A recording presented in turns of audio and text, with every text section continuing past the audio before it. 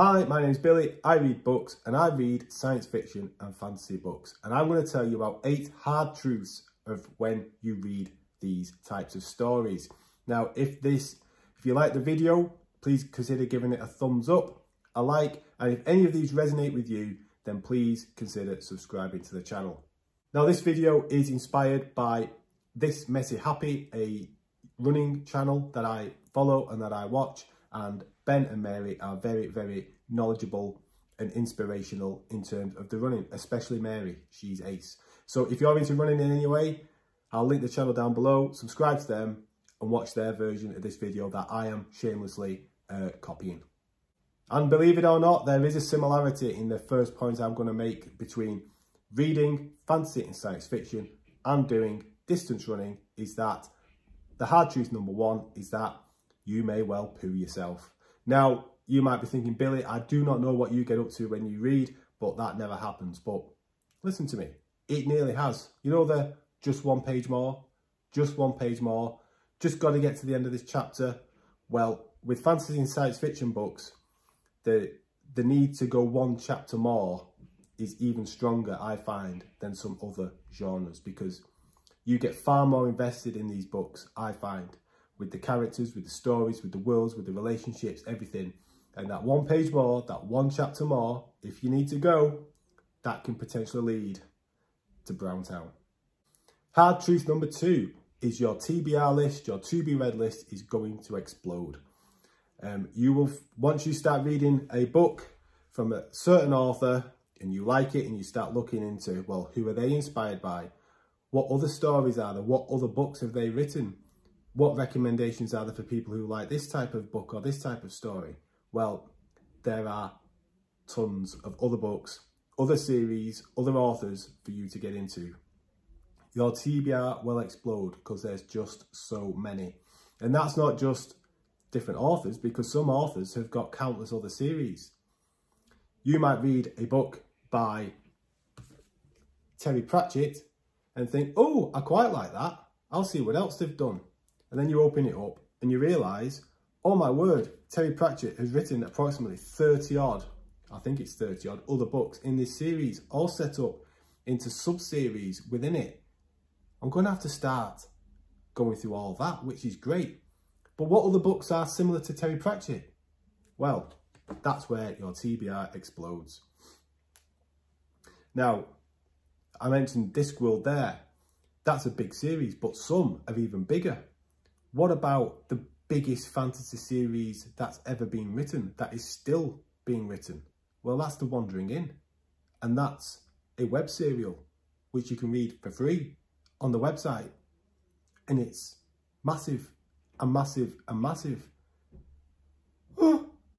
Another hard truth of reading fantasy and science fiction books and series is that one author can lead to another.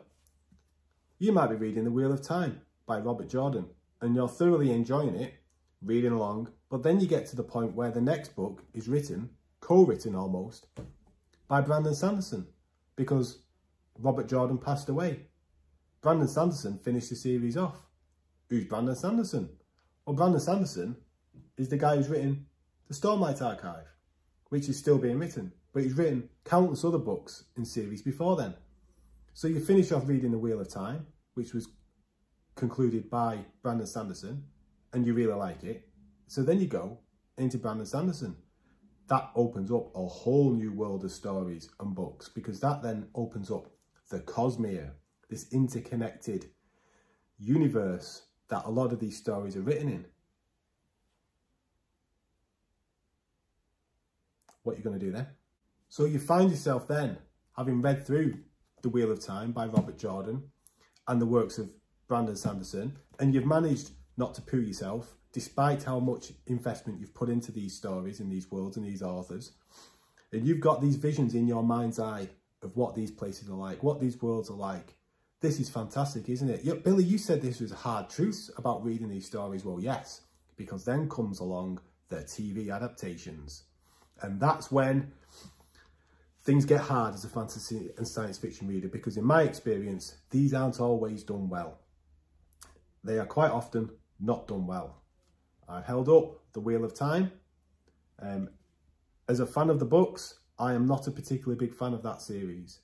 I know some people are, but there's a whole host of fantasy series and science fiction series that if you love them, if they've been a part of you for a very, very, very long time, and then someone else comes along and tries to adapt it for the television and changes things and cuts things out, adds things in that maybe doesn't need to be there, then it can be very, very jarring and can be quite upsetting sometimes. Another hard truth of reading science fiction and fantasy books is that not many people in your normal life will read them.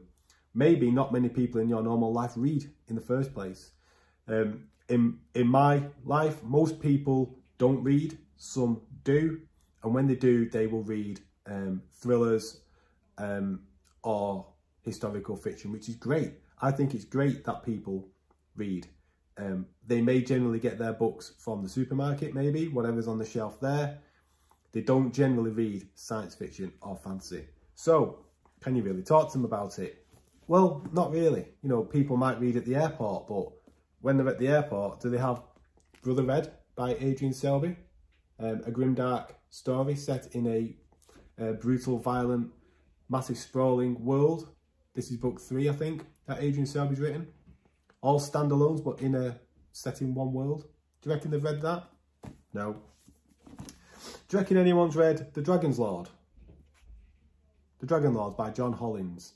A combination of Ocean's 11 meets The Hobbit. I very much doubt it.